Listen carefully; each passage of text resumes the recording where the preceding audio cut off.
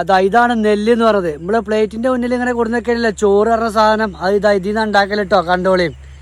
പാലക്കാട് നെൽകൃഷി ഇപ്പൊ നമ്മുടെ നാട്ടിലൊന്നും ഇല്ല, ഒക്കെ കഴിഞ്ഞിരിക്കണു. ഇതാണ് നെൽപ്പാടട്ടോ. അങ്ങ് ദൂരെ വരെ നെൽപ്പാടം തന്നെയാണ്. ഇതിപ്പോ ഇനിയിപ്പോ കൂട്ടിയിടും. നാളെ അതുപോലെ തന്നെ പരത്തിയിട്ട് വീണ്ടും ഉണക്കും. മിഷീനിലിടും കുത്താനല്ലേ. എന്നിട്ടാണ് അരിയാവുക. കണ്ടോളിട്ട് എങ്ങനെയാണ് അരി ഉണ്ടാക്കുക. ഇങ്ങനത്തെ കുറെ ആൾക്കാർ പണിയെടുത്തിട്ടാണ് അരി എന്ന് പറഞ്ഞ സാധനം ഉണ്ടാവുന്നത് അല്ലേ. അങ്ങനെ തന്നെ അല്ലേ.